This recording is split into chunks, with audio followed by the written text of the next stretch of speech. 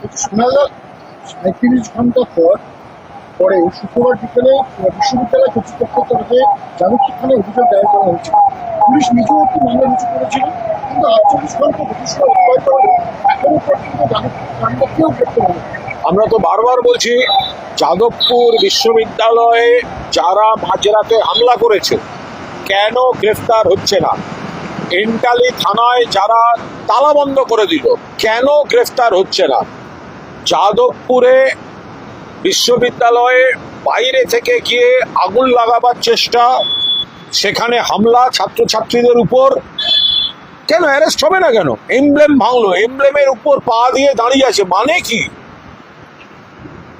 আর BJP নেতা বা রাজ্যের মাননীয় মুখ্যমন্ত্রী বা যখনই হুঙ্কার হয়, হুঙ্কার শুধু দেখি তৃণমূলের দিকে, মমতা বন্দ্যোপাধ্যায়ের নেতৃত্বে তৃণমূল, সেই দিকে তাকিয়ে হুঙ্কার। বিজেপি যখন কিছু করছে তখন গুন্ডা দমন আইনের হুঙ্কার হয় না, তখন অ্যারেস্ট হয় না। একটা থানা বাইরে থেকে বিজেপির লোকেরা তালা বন্ধ করে দিল নিজেদের গোষ্ঠীবাজিতে, এন্টালিতে। অবিলম্বে অ্যারেস্ট হওয়া উচিত। এই যাদবপুরের মাঝরাতের হামলা আর এন্টালি থানায় বিজেপির গোষ্ঠীদ্বন্দ্বের জেরে থানা তালা দিয়ে দেয়া, অবিলম্বে এদেরকে অ্যারেস্ট করা উচিত।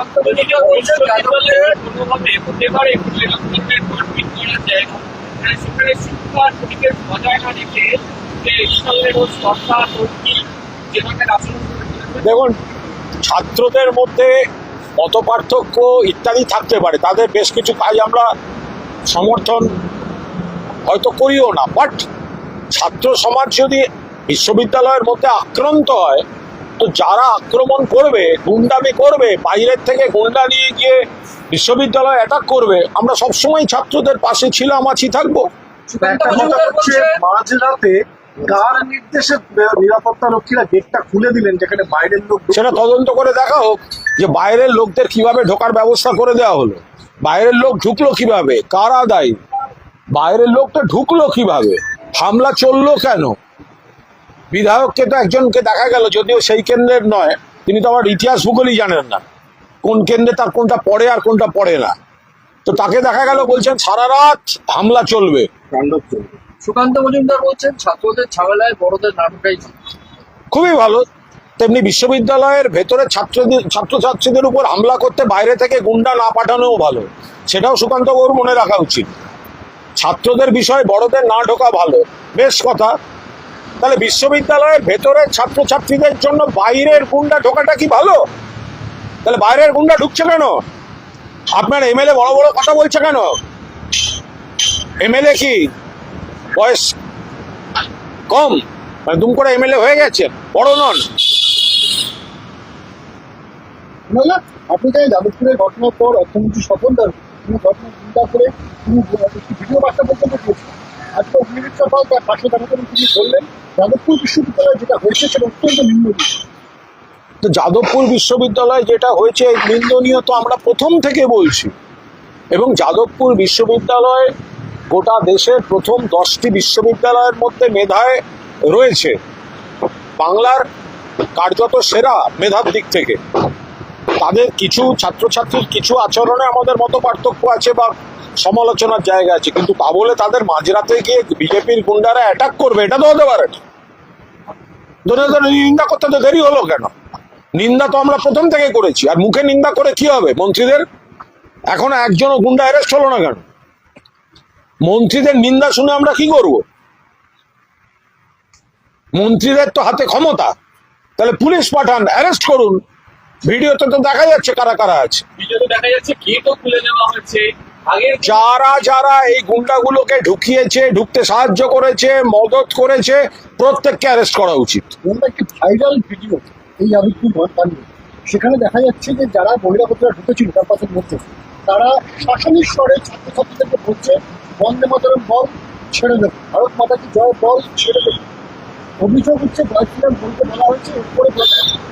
আমরা তো বারবার বলছি যে রাজনৈতিক স্লোগান বা ইত্যাদি বা যেভাবে মাঝরাতে হামলা করা হয়েছে, বিজেপির গুন্ডারা করেছে, সবাই দেখতে পাচ্ছেন, সবাই বুঝেছেন কারা করেছে, আর পুলিশ ধরছে না। ফলে তারা ঢুকে তাদের এজেন্ডা মতো স্লোগান দেওয়াতে চেয়েছে ছাত্রছাত্রীদের। এটা তো কোনো কাজের কথা হতে পারে না যে সেখানে ঢুকে হামলা করে এটা বলতে হবে ওটা বলতে হবে। ছাত্রছাত্রীরা যে স্লোগানটা দেবেন তাদের মন থেকে যে স্লোগান আসবে তো দেবেন। আরেকটা হচ্ছে যে সুকান্ত মজুমদার আজকে বলছেন যে তোলাবাজি কাটমানি নিয়ে যে রাজ্য সভাপতি বলার পরেও যারা তোলাবাজি করছেন এই ধরনের কাজের সঙ্গে যুক্ত তারা সাবধান হন, তাদের দল চরম সিদ্ধান্ত নেবে। আর তোলাবাজি পাড়ার হলে তৃণমূলের দিকে চলে যান, তৃণমূলের দরজা খোলা সে যেদিকেরই তৃণমূল। দেখুন, সুকান্ত মজুমদার তার এই কথাটা বলা, এসব শুনলে ঘোড়াতেও হাসবে। এই সুকান্ত মজুমদার তিনি প্রকাশ সিং বারাইককে বলেছিলেন স্মাগলার, পাচারকারী, অমুক তমুক, হ্যান ত্যান, অ্যাকশন হবে। পরবর্তীকালে দেখা গেল প্রকাশ সিং বারাইক আজ সুকান্তবাবুর মতোই বিজেপির সাংসদ। তো কোথায় গেল তার কথা? এইসব লোক দেখানো নাটক করা মিডিয়ার সামনে কথাগুলো বলেন কেন এনারা? শ্রমিক ভট্টাচার্য তিনি যেটা বলেছেন শুনতে ভালো লেগেছে, কিন্তু তার কথা কেউ শুনছে না তার দলের। সুকান্তবাবু নিজে প্রকাশ সিং বড়াইকের বিরুদ্ধে বলছেন। আরে আপনার দলের এমপি, আপনারা তাকে তৃণমূল থেকে রিজাইন করিয়ে নিজেরা নমিনেশন দিয়ে আপনার এমপি, তাহলে আপনি যে যে খারাপ কথাগুলো প্রকাশ সিং বড়াইকের বিরুদ্ধে বলেছিলেন তাহলে অভিযোগগুলো মিথ্যা ছিল সেটা আগে স্বীকার করুন। সুকান্তবাবু এসব নাটক করছেন কেন? এসব নাটক করছেন কেন? সুকান্ত মজুমদার নাটক করছেন। উনি আগে প্রকাশ সিং বড়াইককে নিয়ে কি বলেছিলেন আর প্রকাশ সিং বড়াইক আজকে তার অবস্থান নিয়ে আগে সুকান্ত মজুমদার ব্যাখ্যা দিক, তারপর এই সমস্ত বিবৃতি দিতে আসবেন।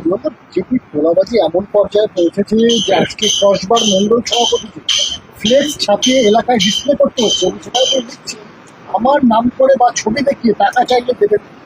একটা 2-2.5 মাসের সরকার, তাতেই যা মেস করে ফেলেছে, তোলাবাজি, গুন্ডামি, দখলদারি, হামলা, পুলিশের পক্ষপাতদুষ্ট দলদাসপনা, এই গোটা কাণ্ড কারখানাটা করে যাচ্ছে ভারতীয় জনতা পার্টি এবং তার মদতপুষ্ট সরকার। তো ফলে সবাই দেখতেই পাচ্ছেন সেটা। নেতাদের এখন চক্ষু লজ্জার খাতিরে বলতে হচ্ছে এটা করবেন না ওটা করবেন না, ফ্লেক্স টাঙাতে হচ্ছে, স্টেটমেন্ট দিতে হচ্ছে। তো কে শোনে কার কথা? সে মুখ নেতারা বলে যাচ্ছেন আর পুরোদস্তুর তোলাবাজিও চলছে।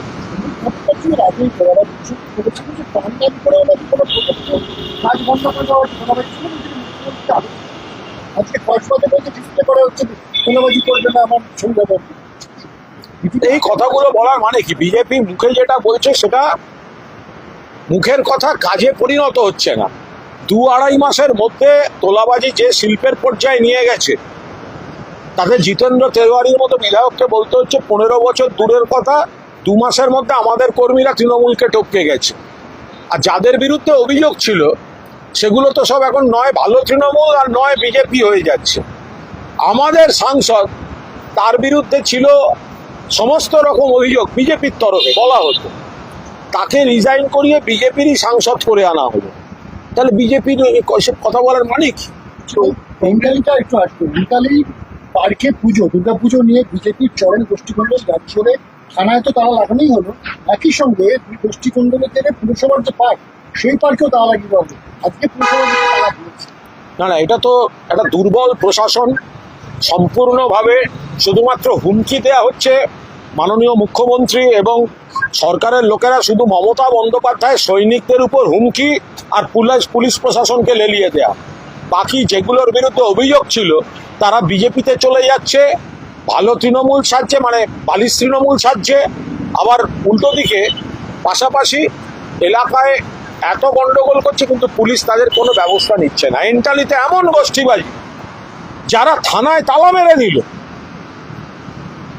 ক্ষমতা হলো না পুলিশের তাদের অ্যারেস্ট করার, নাকি ওপর থেকে তারা সিগন্যাল পেলেন না? পুলিশ নিশ্চয়ই চেয়েছিল কিন্তু ওপর থেকে তারা পাননি, অনুমতি পাননি, কারণ বিজেপির লোককে ধরতে হতো।